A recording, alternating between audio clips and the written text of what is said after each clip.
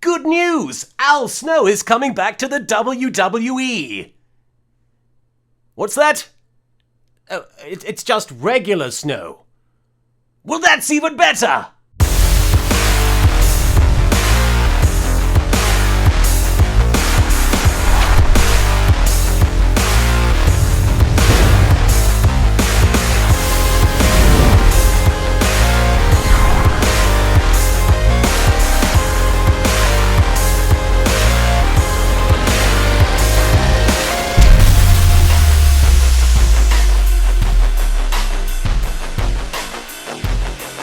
Hello and welcome to the Remark, the longest running episodic show called the Remark. My name's Martin, and it's still fake to me, damn it! Last week's episode of the John Cena show starring John Cena was really confusing because John Cena wasn't actually in it. Instead, the episode focused on popular current wrestling talents Booker T and Michael Cole, who spent the entire 3-hour period talking about how great it would be if wrestling were indeed happening right now. It turns out that last week's Raw had to be cancelled because Jeff Hardy accidentally spilled his week's supply of cocaine all over Connecticut. There was also something about a blizzard. The show kicked off with a video package detailing the dangers and devastation of the snowstorm. And just like that, the weather seems like a more legitimate threat than Roman Reigns. This time, the John Cena show comes to us live from John Cena headquarters, a division of John Cena Incorporated. As a result, instead of live wrestling matches, the viewers were forced to watch a bunch of pre-recorded segments and interviews, making it the freshest and most action-packed Raw in years.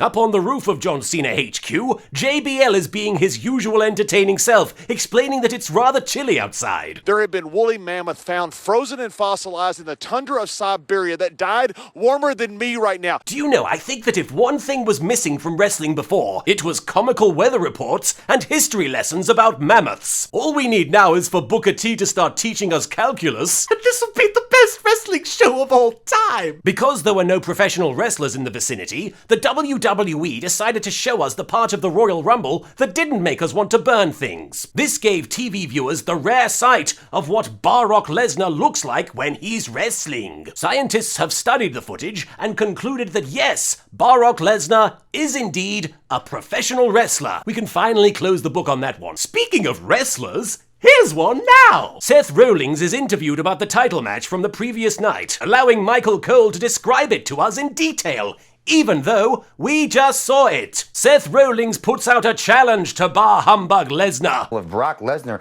wants to take my seat on this set, he's gonna have to come kick me off it. Wow! Weather reports, mammoth facts, and now an extremely exciting game of musical chairs. This wrestling show about wrestling has everything!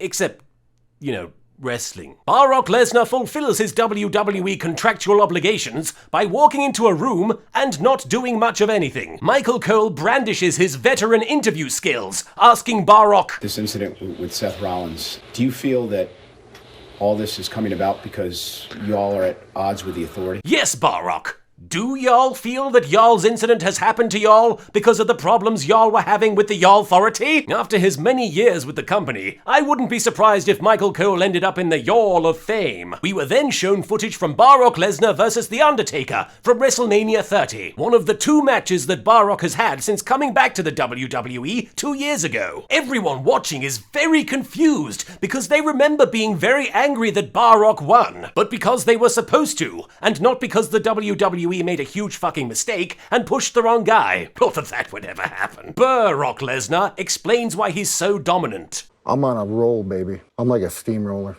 And when a steamroller's got momentum going, look, get out of the way. I don't know if steamroller is the right comparison, Brock. After all, steamrollers are extremely slow and only get used if absolutely necessary. And people should probably avoid putting a microphone anywhere near them. Oh wait, no, you're right. Steamroller, yes. In some fucked up Pixar-style WWE universe where all the superstars are vehicles, Y'all are the steamroller. JBL complains about being frozen. JBL, JBL, his finish as the clothesline from hell. Frozen. And then the WWE dumps salt into our freshly opened wounds by forcing us to relive the Boiled Womble match. I don't know about you, but I'm extremely glad that I paid for the WWE Network so that the WWE could just show the only two halfway interesting pay-per-view matches for free the next day on TV. It really makes up for all the stupid ideas the WWE has had over the years. Speaking of stupid ideas, Roman Reigns is talking now.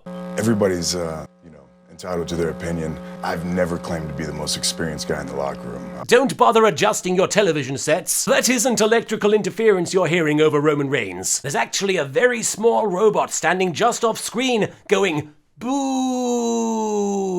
Even our future automaton overlords can't get behind the whole Roman Reigns malarkey. Snowman Reigns describes one of his fondest childhood memories. I'm swimming in the pool, scared to swim. My father's Sika. He grabs me by my hair, he picks me up and he throws me in the deep end. It kind of sounds like your father was trying to drown you. I go all the way down to the bottom. I touch the floor. No, it really sounds like your father was trying to drown you. I scratched and I clawed as fast as I could. Roman, your father tried to kill you. Roman then goes on to give his opinion about The Rock coming to his aid. Well, when you're getting beat down by a bunch of mammoths, who better to call on than family? Wait a minute. Mammoths again? This must be some sort of wacky coincidence. There's no way there's some sort of mammoth-related conspiracy going on. Is there? We're reminded that John Cena versus Rusev is apparently a thing, after Rusev rudely interrupted John Cena by yelling, I've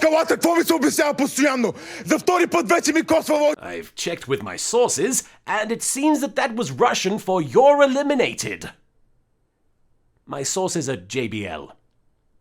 JBL is my sources. In an exciting non-development, Triple H has called out Sting to meet him face-to-face at Fastlane. Apparently, Triple H believes that Roxanne should be allowed to wear that red dress tonight, if she damn well wants to. Arnold Schwarzenegger is being inducted into the WWE Hall of Fame because somebody thought that was a good idea. They remind us of Arnold's storied wrestling career by showing us clips from his Hollywood movies that had zero wrestling in them. For some reason, they don't show any footage from Arnold's magnum opus, Hercules in New York. So I'm going to fix that right now. My mother may have been a model, but you, sirs, my father, are gods.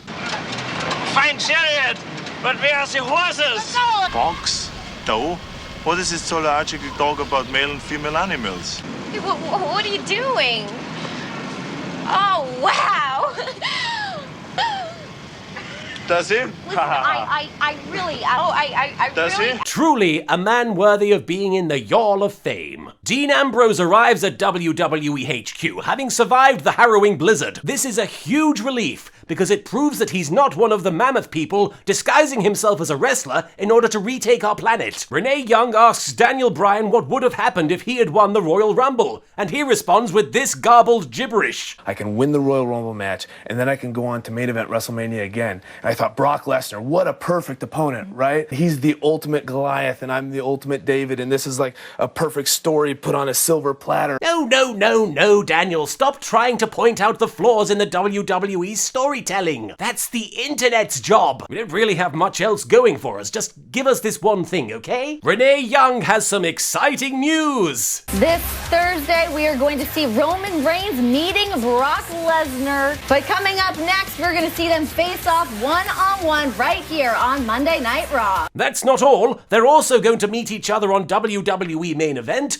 NXT, and somehow WCW Nitro. They just really like to meet each other for the first time. Often. Brock Lesnar confronts a cardboard box with Roman Reigns' face drawn on it in Sharpie. Panic ensues as the WWE creative team realize that the two guys in the main event of WrestleMania don't know how to talk to each other, until Paul Heyman saves the entire angle by interviewing himself for 10 minutes. Roman Reigns has some choice words for Brock. I'm gonna beat you at WrestleMania. I'm gonna take that title. I am going to respond to Roman Reigns' amazing mic skills by explaining explaining what I am going to do in the future with zero intensity or conviction. I am going to mow the lawn, and then I am going to pour myself a tall glass of lemonade, and then I am going to hide in the basement until the mammoth invasion is finally over. Barrock and Roman have a now kiss moment, and then the WWE wrestling show without any WWE wrestling in it comes to a merciful conclusion, with JBL commenting that Brock Lesnar will likely retain his title until he retires. Whew, that's a long time. After all, Brock Lesnar is so committed to the sport of wrestling that he'll be around till at least next week, maybe even a whole month. Let's not get crazy. Moving on to Smackdown of last week, we learned that Daniel Bryan is set to face Kane in a beating a dead horse match. The first wrestler to get sick of feuding with the other one wins the match. Jerry Lawlerskates describes Daniel Bryan versus Kane as one of the most hardest fought rivalries in the history of the WWE. Bret Hart versus Austin? Shawn Michaels versus Bret Hart? Hulk Hogan versus Andre the Giant? Those were all a cakewalk compared to Kane versus Daniel Bryan, an angle which featured Kane sort of harassing Daniel Bryan a little bit. I mean, remember that one pay-per-view match that they had? A match that Daniel Bryan won without any outside help whatsoever, decisively? Intense rivalry right there! The coup of the World Wrestling Entertainment Federation, Triple H, comes out and welcomes everybody to Monday Night Raw, taking the heat right off of Renee Young for fucking up earlier in the week. Triple H describes the blizzard as being wacky, epic, and historic. Yes, but not nearly as wacky, epic, and historic as Daniel Bryan versus Kane. That was the most whack-storic feud of all time, y'all. Captain Trips spends about 5 minutes mocking the NFL, poking fun at their recent Super Bowl controversy. Yes, Mr. H, it's a good thing that the WWE never tried branching out into the world of professional football, only to be met with harsh criticism and constant ridicule until the brand died a horrible slow death. That would have been pretty awkward.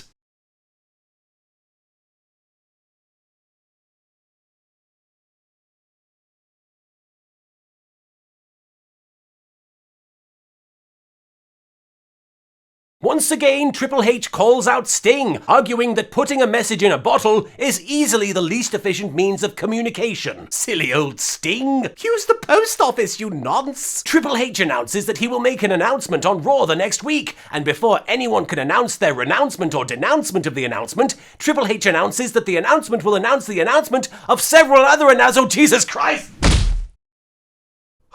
Sorry about that.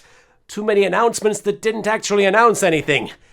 Gave me a bit of an aneurysm. Romulan Warbird comes down to the ring, but before he can monotonously announce that he's going to go to WrestleMania and beat Brock Lesnar, the Big Show comes out. This leads Jerry Lawler to respond appropriately about 5 minutes into the Big Show's entrance.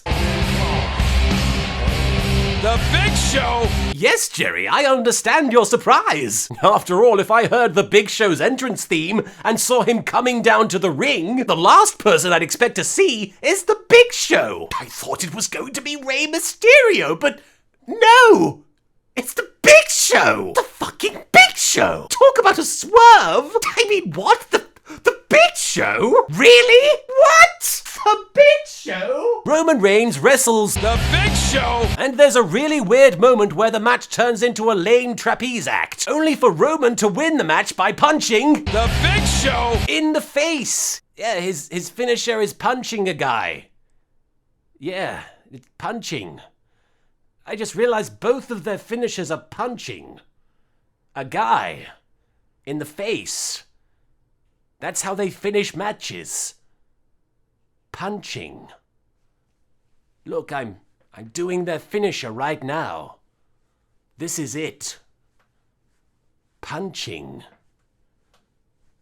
Yeah. The announcers have some interesting theories as to how Roman Reigns can win back the audience's approval. King, if there is one way for Roman Reigns to silence critics, it's to win, and it's to win big. Great idea! All Roman Reigns needs to do is win a really important match. Say, a pay-per-view match to get a title shot at WrestleMania. And then nobody will have any reason to complain anymore. Oh, that already happened? Well, then let him win at WrestleMania. People love it when people they don't want to win end up winning. Vince McMahon greets us from another dimension and starts furiously masturbating and announces that despite the internet's best efforts, the WWE Network has passed 1 million subscribers. I'm very disappointed in you, the internet. After almost 2 decades of watching wrestling religiously while complaining about it, I thought this time our childish whinging would pay off. Speaking of childish whinging, Seth Rollins comes out and issues an open challenge to anyone in the locker room. Then Ryback's music hits, and guess who comes out? The Big Show!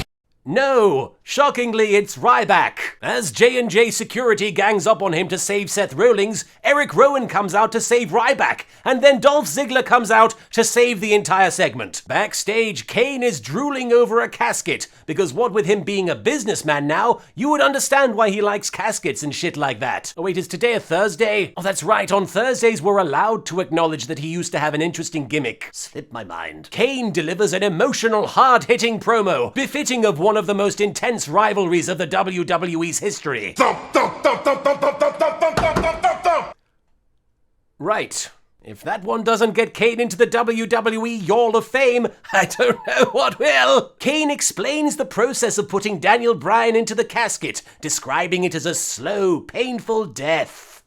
Speaking of slow, painful deaths, Cesaro's career takes another hit as he's forced to stand outside the ring and watch Tyson Kidd wrestle one of the Uso collective. Then Rusev comes out and calls John Cena a loser. Fight, fight, fight, fight, fight, fight. John Cena retorts in his usual mature fashion. I was holding on to that championship before you had pubes and you had boobs. Teacher, he said boobs and pubes, and they rhyme, and they're both naughty, which means that it's even funnier.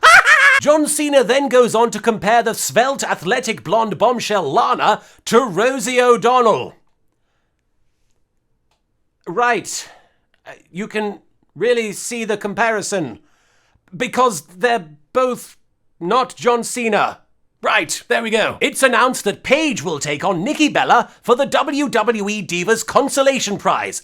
Belt. You see, the best way to get a title shot in the WWE is to lose in a tag team match against the champion at an important pay-per-view. Don't ask me, I'm an internet wrestling fan. I don't make the rules. I just believe that I make the rules. Goldust and Stardust wrestle with the Ascension, while everyone watching tries to figure out who they're supposed to be booing. The Big Show! No, it's the Ascension. You see, they're bad people because they win a lot and they're arrogant about it. Whereas when heroic characters like The Rock or Stone Cold Steve Austin or Hulk Hogan win, they're very humble about it. Jerry Lawler drops the F-bomb. I'm just trying to figure out who's gonna start this thing here. Good luck fuckering it out, Jerry. I only just fuckered out that Goldust and Stardust are the good guys. And we're still trying to fucker out who came out and wrestled Roman Reigns earlier. The Big Show! No, that doesn't make any sense. The Ascension get the victory, earning what the announcers call their biggest win to date. Can't argue with that. Their only other victories have been on pay-per-view and in NXT as the tag team champions. But now that they've beaten Goldust and Stardust on Smackdown,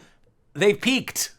Apparently. Wizard Wars is something we're supposed to care about, as there is a backstage segment where a celebrity wizard teaches The Miz how to do a trick. Come on, WWE! We're wrestling fans. We're not going to watch a TV show where a bunch of grown men pretend to do something and pass it off as reality. Fuck off! Bunch of childish nonsense. Bray Wyatt murmurs to himself in lieu of cutting an actual promo. Because after what transpires next, what's that? It will be hard for you to ever smile. Come again? Again.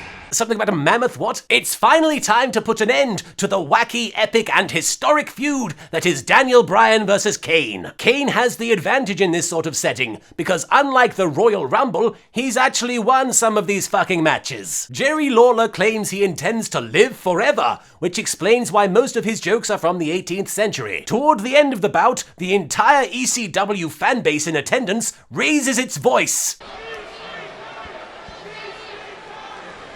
Daniel Bryan is at a... That's the ECW fanbase. His name's Greg. Good job chanting for ECW during a match that features two men who were never in ECW, Greg. Daniel Bryan wins. Indeed, indeed, indeed, indeed, indeed. Thereby ending this long-standing rivalry, which was so memorable that I completely forgot who Daniel Bryan was feuding with. The Big Show! Sure, let's go with that.